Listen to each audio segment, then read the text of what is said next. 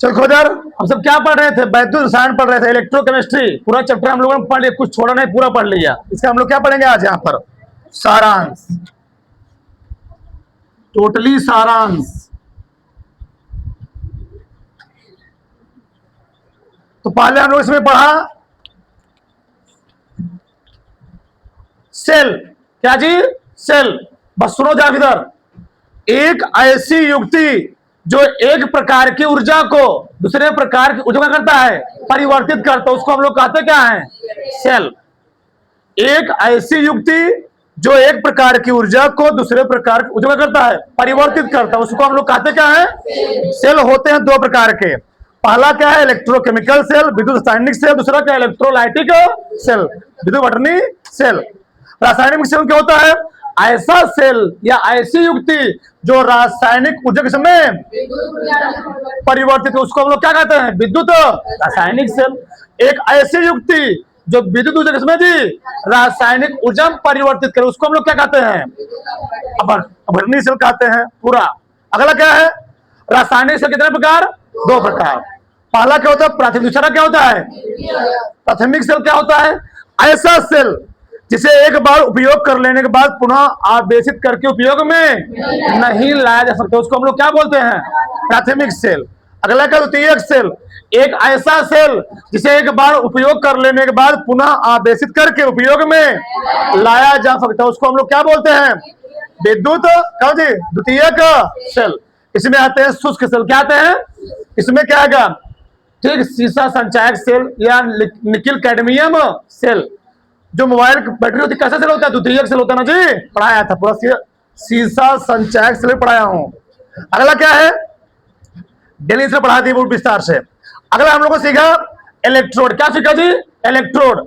Electrode क्या होता है? जब किसी धातु की क्षण को उसी प्रकार के लवण के विलय में डुबोया जाता है तो धातु क्षण पर क्या होते हैं? आवेश पुनः आते हैं, उसी को हम लोग कहते क्या है? इलेक्ट्रोड। धातु की क्षण पर आयन या आवेश उत्पन्न होने का जी इलेक्ट्रोड। इलेक्ट्रोड होते हैं दो प्रकार के, एनोड और कैथोड। एनोड क्या होता है? ठीक, ऐसा इलेक्ट्रोड जिस पर क्या होता है जी? डेनियल सेल में ऐसा इलेक्ट्रोड जिस पर क्या होता है? ऑक्सीकरण, उसको हम लोग क्या बोलेंगे? डेनियल सेल में ऐसा इलेक्ट्रोड इस पर क्या होता है? अपचयन, उसको क्या बोलते हैं? कैथोड। तो इलेक्ट्रोड हो गया। अगला हम लोगों ने पढ़ा क्या? चलो यहां छोड़ो, अभी यहां आओ। प्रतिरोध। प्रतिरोध किसे कहते हैं? विद्युत धारा के मार्ग में होने वाली रुकावट को हम लोग क्या बोलते हैं? संकेत है यार, मात्रक होता है वो, बीमा लिखा गया है, क्या समझाएं, पूरे जानते करते हो। विशिष्ट प्रतिरोध, एकांक लंबाई, एकांक क्षेत्रफल वाली तार में उपस्थित प्रतिरोध को, रुकावट को हम लोग क्या बोलते हैं? विशिष्ट। फिर से, एकांक लंबाई, एकांक क्षेत्रफल वाली तार में उपस्थित प्रतिरोध को, उपस्थित रुकावट को हम लोग क्या बोलते हैं? विशिष्ट। संकेत है रो, क्या है? रो मात्रक है, ओम इंटू बीमा यहां पर है। अगला क्या है? धारा घनत्व, एकांक क्षेत्रफल वाली, एकांक क्षेत्रफल अनुप्रस्थ काट वाली तार में प्रवाहित होने वाली धारा को हम लोग क्या कहते हैं? धारा घनत्व। एकांक क्षेत्रफल अनुप्रस्थ काट वाली क्षेत्र तार वाली ना, एकांक क्षेत्रफल अनुप्रस्थ काट वाली, कैसे बोल दो? एकांक क्षेत्रफल अनुप्रस्थ काट वाली तार में प्रवाहित हुई धारा हम लोग क्या कहते हैं? धारा। जेफ मात्रक एम्पियर प्रति मीटर, बीमा हो गया है। चालकत्व तो चाहे बोलो चालकता, ठीक, क्या होता है? किसी चालक तार में विद्युत प्रतिरोध के व्यक्ति को हम लोग क्या बोलते हैं? चालकता बोलते हैं। जिस दिखाते हैं मात्रक होता है, चाहे बोलो ओम इनवर्स, चाहे बोलो साइमन, चाहे क्या बोलो मोहो। अगला क्या है? विशिष्ट चालकता, सिग्मा या कटप्पा से, कप्पा से।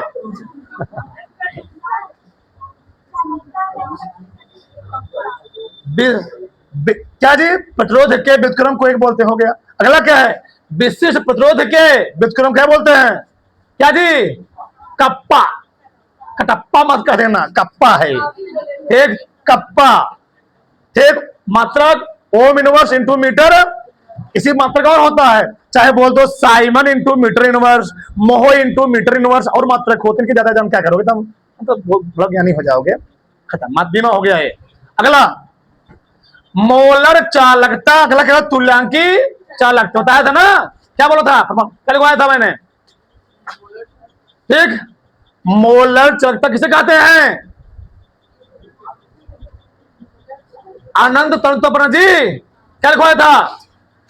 अनंत तरुणता पर किसी विलयन में 1 ग्राम पदार्थ की मात्रा घोलने पर उत्पन्न चालकता हम लोग क्या बोलते हैं? मोलर चालकता। फॉर्मूला था लेमडा एम। जब ग्राम तुल्यांक बोलोगे तो 1 ग्राम तुल्यांक घोलने पर, यहां पर क्या 1 मोल पदार्थ घोलने पर, तो क्या जी लेमडा एम बराबर क्या होता है? कप्पा गुणे 1000 बटे यम। यम क्या है? मोलरता। तुल्यांक की चालकता बात करो क्या बोलोगे?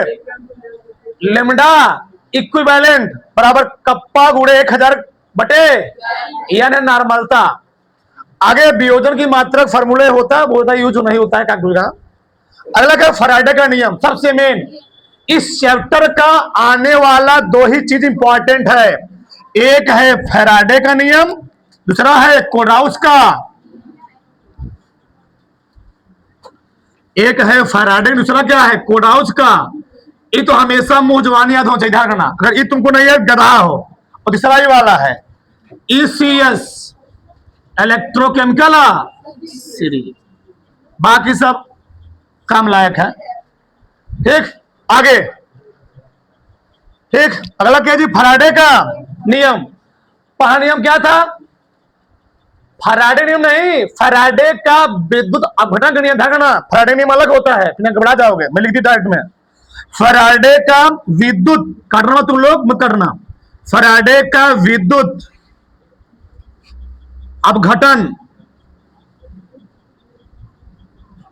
का नियम। तो पहला नियम क्या था? किसी इलेक्ट्रोड पर मुक्त होने वाली पदार्थ की मात्रा, उसमें प्रवाहित आवेश क्या होता? समानुपाती या अनुक्रमा। ये फैराडे का पहला नियम, बस सिंपल बोलना है।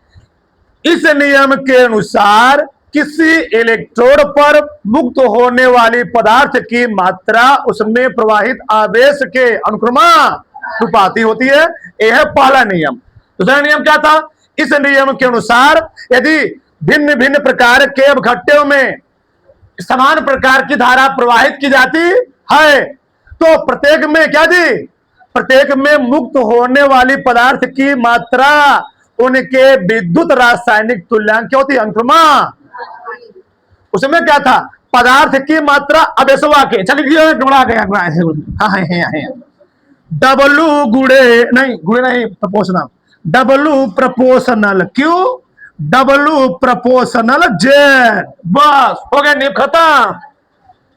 मुक्त होने वाले पदार्थ की मात्रा अवेशवा के अनुक्रमानुपाती प्रथम नियम। मुक्त होने वाली पदार्थ की मात्रा विद्युत रासायनिक तुल्यांकवा के अनुक्रमानुपाती दूसरा नियम। बस एक सही है ना? किसी कोई दुख दिक्कत किसी में बोले? पहला मुक्त होने वाली पदार्थ की मात्रा आवेश के अनुक्रमानुपाती प्रथम नियम। मुक्त होने वाली पदार्थ की मात्रा विद्युत रासायनिक तुल्यांक के अनुक्रमानुपाती दूसरा नियम। बस तुम्हें बोल रहा है। पहला फार्मूला था W बराबर Z डाई। दूसरा क्या था? W चाहे Z का मान क्या होता है? E बटा Z बराबर E बटा 96,500 नजी फैराड। दूसरा नियम क्या था? W1 अपान, वही बात हुआ ना, W1 अपान W2 बराबर क्या होता है? E1 अपान E2। आगे याद रहो कोलराउस का नियम। किसी वैद्युत, चौथा अभी बताते हैं, किसी वैद्युत अपघट्ट की अनंत तरुणता पर, अनंत तरुणता क्या होता है? जब विद्युत अपघट्ट के विलयन में पानी मिलाते गए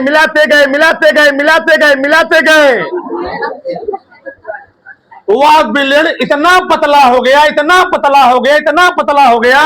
अब अपने अणु फूटने वाला नहीं है। उस कंडीशन में, उस स्थिति में उसको हम लोग क्या कहते हैं? अनंत तो किसी वैद्युत अपघट्ट की अनंत तनुता पर चाहे बोलो मोलर चालकता, चाहे क्या बोलो तुल्यांकी चालकता, उसके आयनों के मोलर चालकताओं के योग के दो प्रकार से बोल सकते हो। सुन लो भाई आंसर फिर से ऐसे बोलो शॉर्टकट में। इस नियम के अनुसार अनंत तनुता पर, ठीक, अनंत तनुता पर मोलर चालकता विलयन में उपस्थित धनायनों और ऋणायनों की चालकताओं के योग के, ऐसे बोल दो, ऐसे बोल दो। इस नियम के अनुसार अनंत तनुता पर तुल्यांकी चालकता विलयन में उपस्थित धनायनों और ऋणायनों के योग के, यही है कोराउस का नियम। और कैसे रखना बताओ, दिमाग काहे फाड़ोगे अपना। अगला क्या है, चाहे बोलो नेनर समीकरण, चाहे क्या बोलो जी नॉट समीकरण बोलते हैं।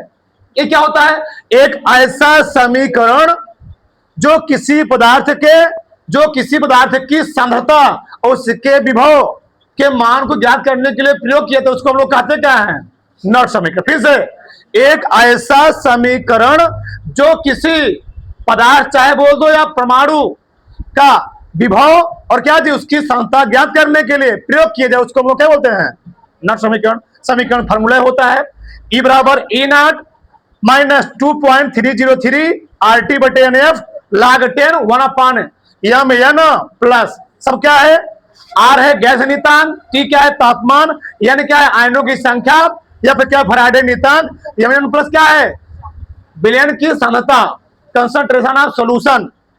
अगला फट में बना, अरे आओ, विद्युत वाहक बल इलेक्ट्रोमोटिव फोर्स, ठीक, हाँ, किसी भी सेल का जो हम लोग निकालेंगे EMF इलेक्ट्रोमोटिव फोर्स निकालेंगे, उसके लिए तीन अलग अलग फार्मूले होते हैं। जब एनोड का ऑक्सीकरण हो, जब एनोड का हमको ऑक्सीकरण विभव दिया हो और कैथोड का दिया हो, ऑप्शन विभव दिया हो, फार्मूला हम लोग ये लगाएंगे, E नॉट सेल बराबर E नॉट ऑक्सीकरण एनोड प्लस E नॉट अपचयन कैथोड।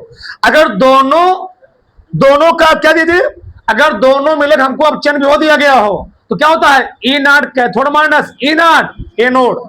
अगर दोनों हमको क्या दिया गया हो, दोनों का ऑक्सीकरण विभव दिया गया तो हम लोग क्या करेंगे, E not anode minus E naught cathode. अगर अपचयन विभव दिया होगा कैथोड माइनस एनोड, अगर ऑक्सीकरण विभव दिया होगा तो एनोड माइनस कैथोड। अब ऑक्सीकरण कब होगा, अपचयन कब होगा बता चुका हूं। अगर ऑक्सीकरण संख्या बढ़ेगी तो ऑक्सीकरण घटेगी, अपचयन। यहां तक हो गया, हाँ, बचा क्या है, ईंधन सेल, फ्यूल सेल जी क्या होता है, ऐसी युक्ति जो ईंधन की रासायनिक ऊर्जा को सीधे किस में कन्वर्ट कर दे, उसको हम लोग कहते क्या है, ईंधन सेल। ऐसी युक्ति, ऐसा सिस्टम, ऐसा निकाय जो ईंधन की रासायनिक ऊर्जा को किसमें बदल दो, डायरेक्ट विद्युत। हमारे हिसाब से पावर प्लांट में जो काम होता है ना, ईंधन सेल ही है प्रकार से। क्यों, पावर प्लांट में कोयला जाएगा, कोयला को बारीक पीसा जाएगा, कोयला बारीक पीसेगा, कोयला हम लोग क्या करते हैं, कोयला से पानी गर्म करेंगे, जब पानी गर्म होगा भाप बनेगा, रास्ते में क्या लगा, टरबाइन, क्या लगा जी, टरबाइन। जब भाप, तू सोचो कुकर में साला, कुकर में 1 लीटर पानी भरा है, सोचो इतना प्रेशर बना रहा है, अगर बाई चांस सीटी दब जाए, तुम सोचो जहां पर पूरा तालाब जैसा ही पानी भरा हुआ है, जहां पानी गर्म होगा तो कितना प्रेशर जाएगा। तो क्या किया था, उससे कोयला को जलाया गया, पानी उससे क्या हुआ, गर्म हुआ, रास्ते में क्या लगा, टरबाइन, भाप जाएगा वहां पर, टरबाइन क्या करेगा, घूमेगा, तो किसे बदलेगा, ऊर्जा। तो क्या जी, टरबाइन क्या करता है, यांत्रिक ऊर्जा को मैकेनिकल एनर्जी में कन्वर्ट कर देता है, इलेक्ट्रिकल एनर्जी में। अगला क्या, संक्षारण पढ़ा है। कोरोजन क्या होता है, वायुमंडलीय गैसों या नमी द्वारा धातुओं का धीरे धीरे क्या जी, क्षरण या क्षय होना ही कहलाता है, संक्षारण कहलाता है। फिर से, वायुमंडलीय गैसों या नमी द्वारा धातुओं का धीरे धीरे क्षय होना, ठीक, क्या कहता है, संक्षारण कहलाता है, बताया था। ये मकान है, दीवार है, 3 साल 4 साल बाद क्या होता है इसका, हम लोग पेंटिंग काम करते, फेयर लवली इस पर लगाते, कहते फेयर लवली बोर्डों पर लगाते हैं, क्यों, ऐसा ही दिखे, आई प्लस आई। हाँ, अगला क्या है, विद्युत रासायनिक श्रेणी, इलेक्ट्रोकेमिकल सीरीज, एक ऐसी श्रेणी धातुओं तथा अधातुओं को उनके मानक अपचयन विभव या मानक ऑक्सीकरण विभव के घटते हुए क्रम या बढ़ते हुए क्रम में संयोजने पर या रखने पर जो श्रेणी प्राप्त होती है उसी को हम लोग क्या बोलते हैं, विद्युत रासायनिक श्रेणी का। तो 3 से, धातुओं तथा अधातुओं को उनके मानक अपचयन विभव या मानक ऑक्सीकरण विभव के बढ़ते हुए क्रम या घटते हुए क्रम में व्यवस्थित करने पर जो श्रेणी प्राप्त होती है उसको हम लोग क्या बोलते हैं, विद्युत रासायनिक श्रेणी कहते हैं। या ऐसे बोल सकते हो, धातुओं तथा धातुओं को उनके इलेक्ट्रोड विभव के क्रम में व्यवस्थित करने पर जो श्रेणी मिली उसको हम लोग क्या बोल देते हैं, रासायनिक श्रेणी बोल देते हैं। पूरा चैप्टर एक कई बार में खत्म हो गया। डॉक्टर साहब थोड़ा से